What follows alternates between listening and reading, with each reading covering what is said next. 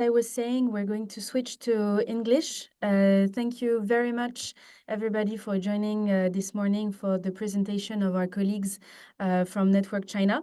Thank you, Bowen and Kana, for being here and presenting your value proposition. I think it interests a lot of our participants to know what are your activities and eventually to redirect their subsidiaries or their stakeholders to your services and what you offer. So I think we are good to go. Bowen, I can see your screen. So thank you so much. if you want to start and share with us what happens in the Network China. Okay. Thank you so much for Kamali to sharing this opportunity for us. As you know, like please let me introduce ourselves. I'm Bowen from UNGC China Country Network, and also with my team member Kana. She's also online. After my presentation, she will send some links which is related to our activities or opportunities. You can just click it and save it. And also thank you again for French local network. As you know, French country network is the top one UNGC country network globally, and also France is the first country built the official relationship with China. So it's a good memory between like France and also China. So thank you so much. I can share with you guys, and do not hesitate to ask me questions after my sharing. Yes. For today's sharing, like I will just briefly introduce the value proposition and activities we have used in China local networks. And also we invited the Dr. Hans, Dr. Zhu, who is coming from the Tongwei group as the sustainable director, also share their practice, how they can achieve the SDG goals and what they have learned from the UNGC China as well. Yeah, for today's agenda, it will briefly just in three different parts. First one is the introduction of our office, and the second one is the benefits if you want to involve in our activities, and the third one is the Q&A session. As you know, like in China, we have almost like 1,200 participants in China, which is the top 5 in the world, and also it's a kind of difference compared with the French. We have almost 46% of the big companies in China, and all companies valued 16% of the China's GDP for our participants, and also 2.8 for the whole world GDP equals to their Chinese participants annual revenue. So we still have a lot of big companies to with us. And also the reason why we have this seminar is because we learn a lot from the French companies. They have their subsidiaries and also supply chain in China, and they want them to enhance their ESG standards, and they don't know what we can do. So for today's meeting, we want to share more about that. And you can see some brands you may know that we also have a lot of car brand, also some like the Cinderella, Didi is the Chinese Uber, and you can see the Tencent, Jingdong, Alibaba. They maybe the big companies you know from China, they all our participants. This page is most important. Oh, sorry. I can show you. Sorry, you can see my screen. Okay. I want to show you if you are not participants in China, what kind of the activities you can be involved in. First one is that you can also involve in our training session, no matter you join China or not. The reason is that we don't have your emails. So maybe in the future, or if you want, you can send your emails to us. We can send it to all your Chinese subsidiaries or Chinese or supply chains. And also, as the participants in French, you can also join the accelerators in China because for the global policy. If you are a French participant, you quit your opportunity to join the accelerators in France. You can ask your subsidiaries globally to join in the local round. So we have more than 10 cases, which we help the global company to have their subsidiaries have the accelerators in China. And also, You can also join our high-level initiative in Ocean, GDI or BRI. It's like One Belt, One Road initiative held by our Chinese office. And also we have a kind of serious events called company visit. It's a kind of similar as the peer learning, but we will invite our participants in China to visit the top one company in their industry to see how they achieve their SDGs as well as their business. All the things is for free. So we have limited candidates for the companies who are not the participant in China, but the participant in France. And also we have another program, is today's program called eVisit. We also invite the globally UNGC country network to share what they have done. And also we have some supply chain training and also some SME trainings. It depends on our candidates. If we have more, we can share with the other companies. And also you can see the service you are familiar with. Compare with the French local network, we also have SDG innovation and SDG ambitions. We have more than, you can see, 370 participants in China. It's a very huge amount of people who join us. And during the accelerators, you can have and also build a lot of connections with the local communities. Yeah, and also we have ESG capability performance acceleration week here. It means like during 1 week, we will training our participants widely how can have to help them to have a basic idea on how to improve their. Yes, we will share the slides with you as well. Yeah. Yeah, and then the companies, no matter they are participants or not participants, they can learn from us. And if they have interest, they can join us. You can see some very interesting things. Like we also invited like the law firms or the consulting firms, the talents from them to share the most important, like the policy or the learning insight learnings from the China side. Yeah, you can also see our Chinese work. It's all free for our participants in France. You can just send it to your subsidiaries as supply chain. They can see it. Yeah, and also maybe you know the Spark is a global online community to help the SMEs in China. It's kind of interesting that like China, most of our, I think the majority of our SME participants are all the supply chain of the European country. So they want to know more, not only to enhance their EcoVadis score, what kind of things they can do to follow the EU policy as well. So during the Spark, we can have a kind of training for them. Yeah, here is the company visit series events. I will not show cost a lot of time on it, but you can see this one is a Suzano. It's the top one company in the world on the paper, the training, on the trade things. And also we the events will list for whole day. The half of day we will invite a third party like the professors in China to share the most important insight and policy methodologies on the ESG sectors. And then we will have another half day to do the company visit to see what they have done, the business combined with the SDG goals. Yeah, same one is with the Fuxing. It's the first round of the visit. And here is another one. And here's with the Jinke Solar Energy. And with the Tencent, maybe you know that. It's the biggest internet company, technology company in China. The parent company of the WeChat. Yeah, and also Suzano. The other one I want to mention here is that we also have some we call China-based initiative called BRI, it's the Belt and Road Initiative. Like we ask the companies globally to join it and also we partner with the government to see what kind of contribution from the UNGC side can contribute to the companies during the Belt and Road countries, and to show their innovations and outcomes by our high-level conference. Yeah, here's another key achievements for our Belt and Road initiatives.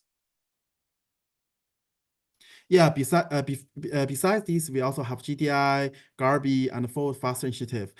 Same as France, we also invest, the Chinese company also invest a lot in the Africa, and we also have a South-South cooperation with the Africa countries and also companies. So during this kind of initiative, we want to contribute more to these kind of areas and the companies. Yeah, the last one I want to mention here is that we also have a lot of high-level forum, which can help the company to build the relationship with the local government, with the central government as well as the local government, like the Shanghai, Shenzhen, Guangzhou, or Beijing government. You can see like the UN secretary, when they visit China, we will have a lot of like at least 3 or 4 forum, different topic to build the conversation between the CEOs and with the UN secretaries generals. And also the other one, we also built the Women's Business Leader Roundtable to discuss how Chinese companies can build another gender equality working conference. And also maybe you know that on this year's Women's Day, we also released a report called Women at Work for Chinese companies. So we have done a lot of work to help Chinese companies to do. I think we can leave the PowerPoint here. You can see, you can screen, you can click the screen, or we will also send our PowerPoint to all of you for our emails, and also we have WeChat social media and all the like the our official website if you have more interest. Should we have the Q&A session here, or maybe we can wait later than after the sharing with Dr. Zhu? I think we can hear from Dr. Drew now, Yeah. and we will take all of the questions at the end. So thank you so much, Bowen, for the presentation of your value proposition. Dr. Drew, thank you so much for joining us and sharing with us what the UNGC brings for you and how you experience it. So I'll leave the floor to you. Yeah. Okay. Can you see my slides, right? Yes. Okay. Yeah. Yes. Okay. It's the Thank orange you. one. Yeah. Okay. Thank you so much. It's really very glad to know you, and especially I know today we have a French special section and for exchange, and I'm so excited because this year in June, and I traveled in France and have a very good research travel, and in Lyon, in Paris, and have a very good conversation with some international organization about the carbon footprint, about the ESG. And I would like to thanks UNGC so much for these opportunities. And actually last year we participated in UNGC, and after that we have a lot of opportunity from UNGC and get a lot of support, and thank you so much.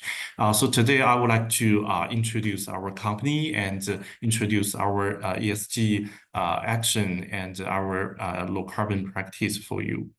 And firstly, I would like to introduce our company, and for Better Life is our is Tongwei's corporate vision. And in the past 42 years, and almost 60,000 employees from Tongwei, and always work together and to think about what kind of life is the better life, and what kind of contribution we can do for the better life.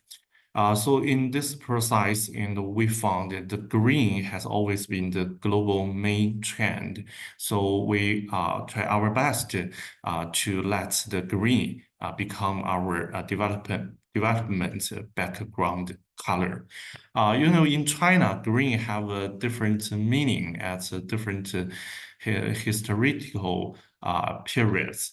In the past time, and when the food shortage, food security, nutritional imbalance is the key problems for China, and green means we need healthy and safe food. So Tongwei works on the agriculture industry and use modern technology and to provide the green food for Chinese people. And in recent years, we know global climate change and the energy transition is the biggest demand of the global society. So Tongwei enter the new energy industry in 2006, and we would like to provide the green energy for the world, and this green means low carbon. So at the same time, because we have a different experience on agriculture and PV industry, so we create a commercial model and named fishery and PV integration. And it's kind of a power station, and which can generate the, we establish the PV power station on the surface of the water, so we can generate the green electricity above the surface of water, and we can breed the fish in the water, so generate the green energy and the green food at the same time. And we are located in our base located in Sichuan province in China, and to be honestly, most of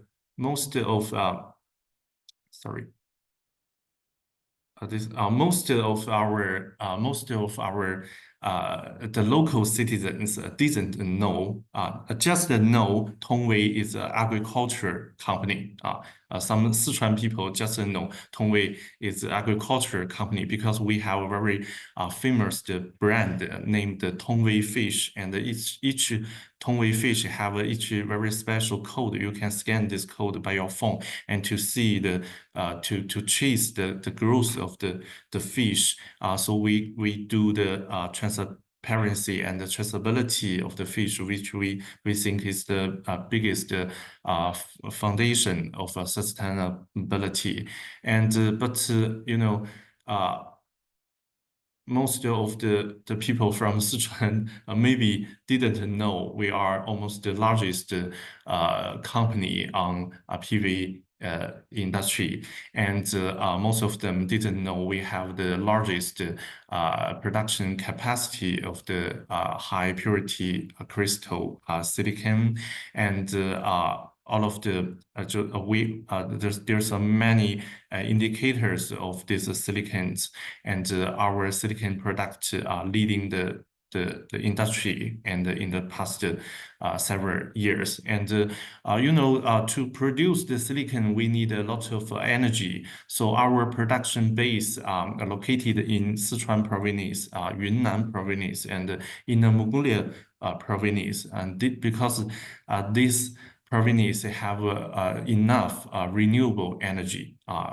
We aim to use a lot of renewable energy to produce the renewable energy device.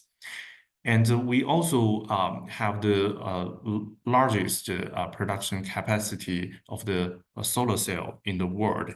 And till now, and our accumulate global shipments of the solar cells exceeds 200 gigawatts. And this is what our PV and fishery integration power station looks like. And we have had 54 projects like this one, and in China, distributed in more than 20 provinces in China. Yeah. So till now, we already have an integrated PV value chain. We have a complete PV value chain by ourselves, and from the silicon to the solar cells to module to the power station. And so we have already been listed in Global Fortune 500 in the past 2 years. And we also always think about in the future what's our target, and right now, and it's very clear, and we aim to be a world-class safe food supplier and a world-class clean energy operator. But we also think what can we call it world-class, and if we just focus on the economic development, we focus on the market value, focus on the production capacity, we think is not enough. So we need to do more, especially do a lot of ESG work, and we need to make sure our business is sustainable and is good for the environment, good for the society, good for the people. So we every year we published our ESG reports and show our ESG work, and 2023 ESG report is our fourth ESG report, and since 2020, and this report follow the global ESG disclosure standard like the GRI and UN SDGs and TCFD, and use the TCFD framework to disclose our carbon emission information. And in this report, we have 171 pages and more than 50,000 number of words just tell our story, how we can respond to the UN SDGs. And our report has been certified by SBTi, and which is have a long story, long history on third parties, and they use the international standard and to make sure our information and the data in this report is accurate. And from 2020 we start our ESG report, but it not means we start our ESG work from this year. And because in the past 42 years, actually ESG has already been embedded into our development DNA. You can see our corporate culture, and maybe you can't find the ESG character here, but we believe they all consistent with ESG, and we know we need to promote our ESG management more and more systematically. So we established our ESG system, and we built our ESG management committee. And yes, this committee is responsible for the ESG of the whole company. And the director of this committee is our CEO. And other members from this committee are co-manager and who are in charge of different functional departments and different business sector. We just make sure all of the business in our company were covered in this system. And we have a very important mechanism, because we think ESG change too fast. We need to learn more and more knowledge. And so every month we have two important meetings. And one is at the execution level. We get a lot of engineering together, and to talk about what kind of ESG work we have done and what we haven't done, what's our plan. And every month we will report to the board, to the CEO of our company, and to talk about what's kind of difficult, what's kind of challenges, and what kind of support we need to get from our management. And It's very exciting that we found the ESG, firstly, is just the external demand from our stakeholders. But when after we do the ESG, we found it can help us to upgrade our management level. Many more and more people involved in our ESG programs, and last year, and originally we just planned 38 programs, but at the end of last year, 70 programs were done by employees from Tongwei, and we need to get more and more employees and our stakeholders and to join our sustainable development. So we established our strategy, and Tongwei, we have a TW, so we have a ESG slogan, together to win, and we need to get all of the together and to win the environment, economy, people, and progress.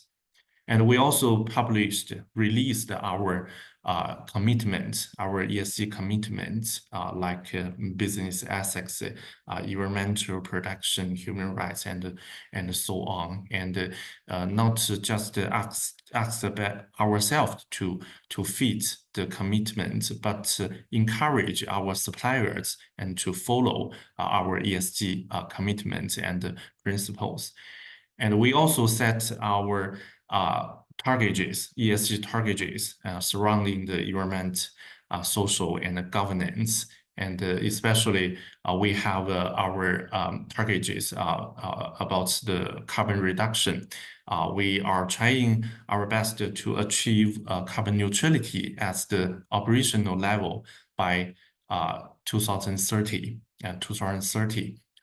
And we have the whole strategy and to help us to achieve these targets. And I'm sorry, yeah, and till now, and we have already do the GHG inventory in the past 3 years, and not only scope 1, but also scope 3. And when we do this, and we do the employee training work, and we involved a lot of people and in our company, and to give them carbon inventory skills, and help them use these new skills to reduce the reduction in the different business line.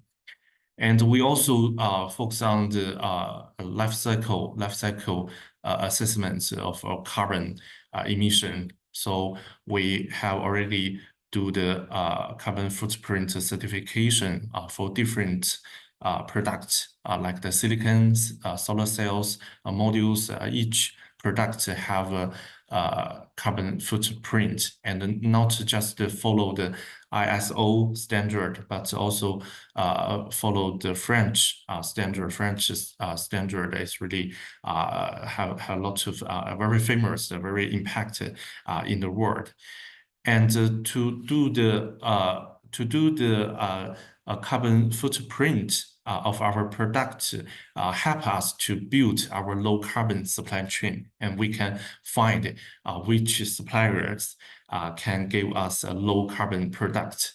And we also do the EPD, and to do the assessments of life cycle environmental issues of the product, and hope use these projects and to build our green supply chain. And we also do the labor traceability, and to build our responsible supply chain. And these three supply chain and are the 3 main pillars, and to support our sustainable supply chain in Tongwei. And we also ask our suppliers follow our ESG commitments. So last year, the rates of suppliers who signed the ESG commitments was nearly 100%. And if someone didn't meet our requirements, and we need to remove them, but we don't give up. We don't give up them. We will help them if they can meet and they can come back. Yeah. And we participate 7 international initiative like UNGC. We think this kind of participation help us to learn and to know more and more about the world, and to know about the best practice from other very good companies. And we also have launched one international initiative for the first time by ourselves. So in COP 2028, we launched one initiative. This data is about our environmental performance in 2023, and the very highlights data is this one, and just is the total energy consumption. In our total energy consumption, electricity accounts more than 94%. More than 94% of our total energy consumption is electricity. And in this electricity, and almost 77% electricity is from the renewable source. It's just because our production base located in the province where have a lot of renewable energy. And this figures shows our society performance and governance performance in order to save time. If you are interested, and I would like to send our ESG report for you and to talk.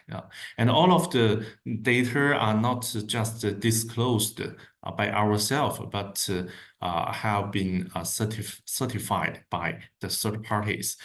So last year, and we have 4 environmental certification, 5 social certification, and 2 governance certification, and like the ISO standard certification and the SA 8000. We also, because this kind of effort, and we won, and 56 domestic and international honors, like some prize from UNIDO, some prize from Fortune China, Forbes China, and Bloomberg. And our ESG performance have also been recognized by the international ESG rating, and in the sustainable Fitch, and we get the grade 2, and in SP Global, and our score is 53, and which almost the highest score, and in the Chinese semiconductor industry. And we also have a silver medal from EcoVadis. We have a 67, also very high score in this ESG rating. Okay. So in the future, and we think, maybe we have a different culture, different background, and different language, but ESG just like a bridge, and can connect with us, and we can we all know the ESG. We can begin from the ESG, but in the future, I think there's a lot of challenges. In China, we always told these challenges with high quality challenges. But if Tongwei gave the solution to meet the challenges, we would like to say we need to together to win. Okay, thank you so much for your attention, please. Thank you so much, Dr. Zhu, for this very insightful presentation into your ESG journey, your ESG strategy. It was really, really insightful, and I think we all learned a lot from it. What I suggest now is we dive into questions. So if you do have questions, please feel free to ask them in the chat. While some of you might write some question, I had gathered some beforehand via email. I did send you an email to ask your question. So I will start maybe with a general question to my colleagues from Network China. If you could give us a hint at the current CSR laws and legislation. What do companies have to do in China? In general, it's a very broad question, so you can answer just part of it. But what do companies have to respond to in China in terms of CSR legislation and obligations? And how does the UN Global Compact help them with that?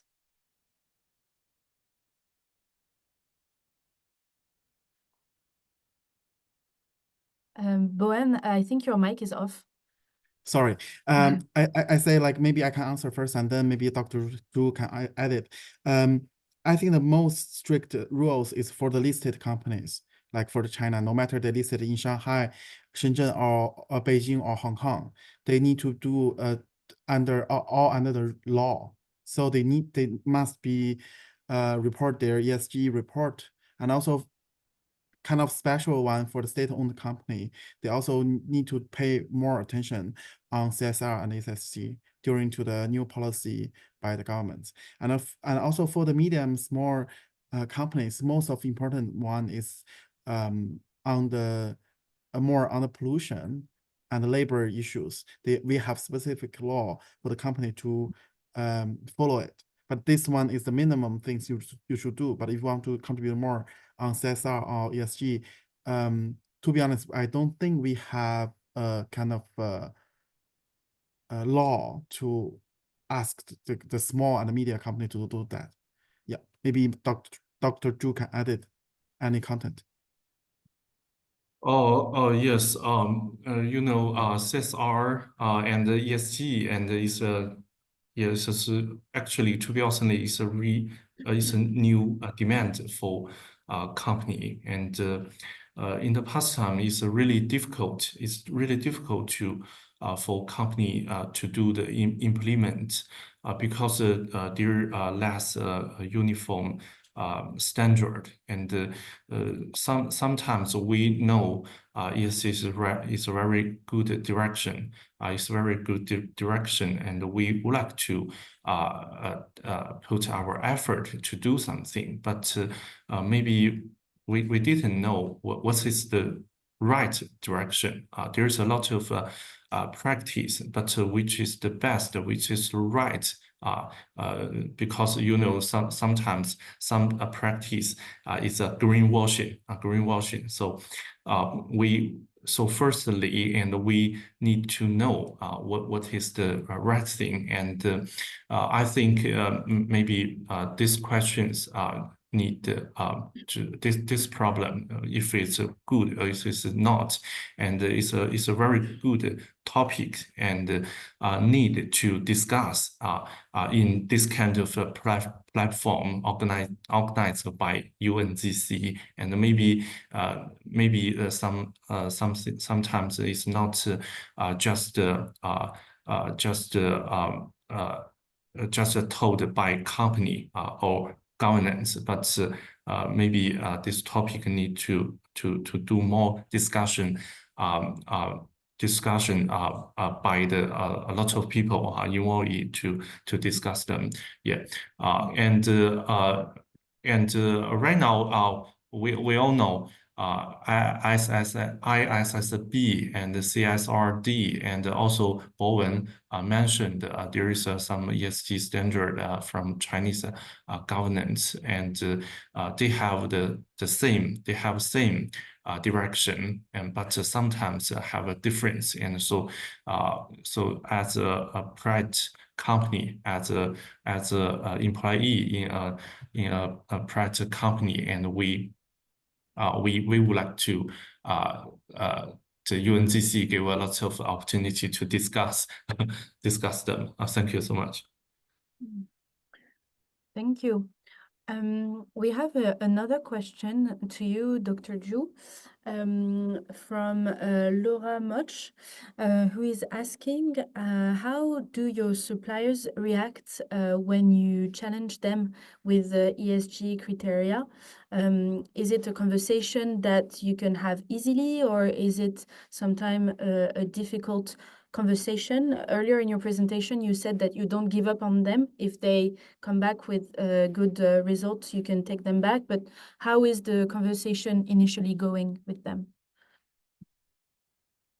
Okay, this is very good questions. Yes, to do the ESG, it's easy to do it in your operational scope. It can control, but you ask more and more demand requirements for our suppliers, and maybe there is some challenges. It's better for people. You know, in Tongwei we have an integrate PV value chain. So this problem in Tongwei is better because our suppliers is just our secondary company.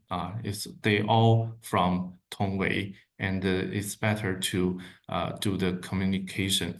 But we also have a lot of suppliers also at the same time, and I think it's better right now.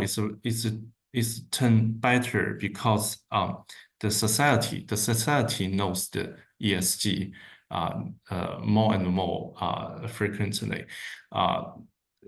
So I think the ESG yes, just I don't know. I say a lot of if a lot of people know ESG in the world and in the market and the governance, and we can see the ESG demand from the news, from the people, and we think it's better for us to implement this one. Yeah.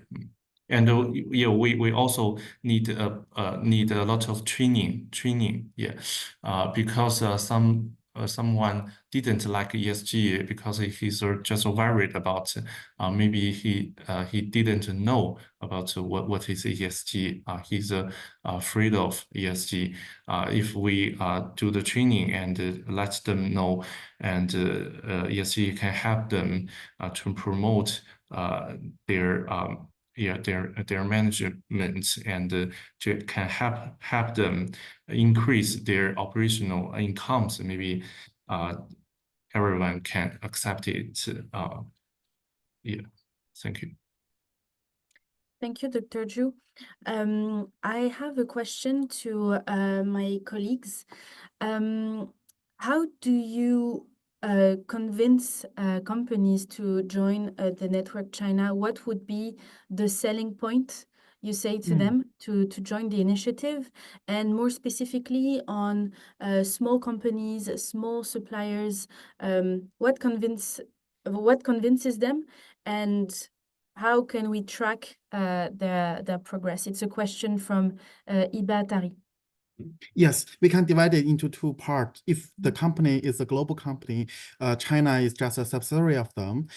For me, I will not persuade them to join quick because maybe they are already a participant globally, maybe as the participant in France or Germany or US. So what we can ask them is just to involve in our local activities, or even though they have ability, they can join the accelerators here, such as BMW at Mercedes-Benz, the car company. They just joined the accelerators first year, and then the second year they join separately as the China company.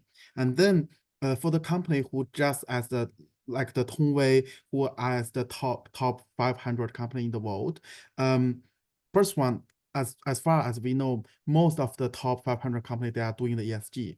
Join UNGC, they can have a lot of resources on the ESG as well. It's for the big company, and also for the companies, they also want to have a kind of brand awareness enhancement with the UN agencies. So it's also good for them to join us. But for the SMEs, as far as I know, when I dealing with the more than 100 of the SMEs, most of them, they want to join is because of for their like the how to say the mother company, parent company ask, yeah, they ask them to join UNGC or to enhance their ESG score. And join the UNGC can be a kind of method for them to easier to enhance their ESG score. But we are not encouraged on this one. And the second, but some of the small companies, they join us because they want to learn it. We have good accelerators in China, which is all free for the accelerators who are all already being our participants. So they can learn a lot from them. And a few of them, they want to get connections with the big companies as well. They want to be the suppliers for the big companies in China and become and also the suppliers for the global companies. So they also join us. Yes. Okay, thank you Yeah. so much. For yesterday, I think Camero has sent me questions about the footprint. I think Yes. we can just very quick sharing. Like I have done a quick research on this one. For yesterday, one questions from the survey, they ask what kind of method for the Chinese government has done for the footprint things. During my research, I have found that for the end of last year on November, the government, like the management, the National Development and Reform Commissions has set a notice to accelerate the establishment of product carbon footprint management system. And also for this year, on the June, we just announced a notice on issuing the establishing the carbon footprint management system, in China. So we just have it this year. So still China is not that advanced than the European Union for you guys has done for more than 10 years. But we just have the law this year. Yeah. Okay, great. Thank you, Bowen. I would have a question from Iba again on how can we assess efficiently different suppliers, and more specifically on when you do an audit on a manufacturer, how can you be efficient? Do you have any tips on how to be efficient with the supplier's visits? And also, Iba is asking if upon visiting in China, she can join one of your conferences.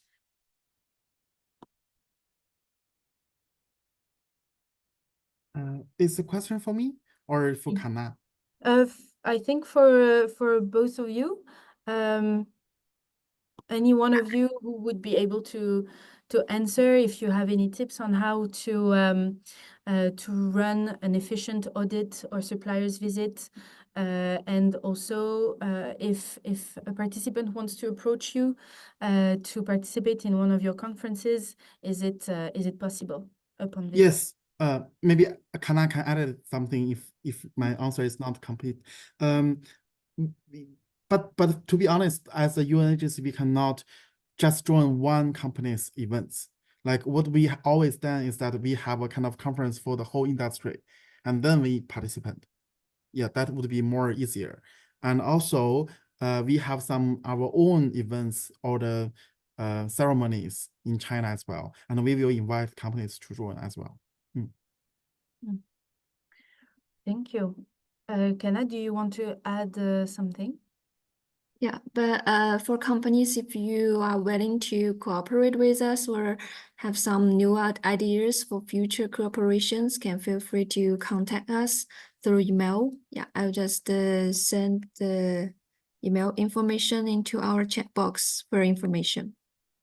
Yes, what we used to do is that when we collect a lot of similar questions together from different companies, we will hold an online session or offline session to ask the company who have a similar question together. We have face-to-face or online questionnaire or information session to share with them. Yeah, we used to do that as well. Amazing. We have a question from Sophie Shen asking, will China apply similar MACF system as Europe has set up? So I don't know if this is something you're familiar with, if you can answer now, otherwise we can connect later on that topic. Yes, we can connect later, but as far as I know, like maybe Dr. Zhu can add something if you already know that. For my discussion with my like peers learning from the other ESG directors, they told us the Chinese MACF system is kind of different compared with the European one, but some companies who already have business in Europe, they do some cases there. So because we also want the European market, so the Chinese company try to follow the MACF system. But for China now, we are not have a specific one to similar as that. Yeah, if Dr. Zhu has more insight, you can share with us. No, I'm not so familiar with the MACF because we are stock company listed in the Shanghai Stock Exchange. But yeah, we have a lot of business with European people, and maybe yeah, I will check about this kind of system later. Thank you. Amazing. Thank you. Do we have any more question in the chat? I don't think so. I'll just check again. Okay. I think we are good to go for all the questions. I will share with you a link to a satisfaction questionnaire. If you can take a few seconds to tell us what you thought of this event, it would be really helpful for us to improve the quality of our events, both in person and online. So I will share all the resources that we talked about during this call in the follow-up email. So all the resources Bowen and Kana mentioned, I will share with you later on. And thank you so much for your presentation, and thank you, Dr. Zhu, also for your contribution to this exchange. It was really insightful. And if that is okay with you, we can connect and redirect some questions or contacts to you if some participants ask for that. So I think that is a wrap for today. So Thank you. Thank you all so much. And I wish you a great rest of the day. Weekends. Yeah. Thank you for your time. Thank you so much. Thank you, Have Dr. a nice Zhu. day. Thank you. Bye-bye. Bye bye.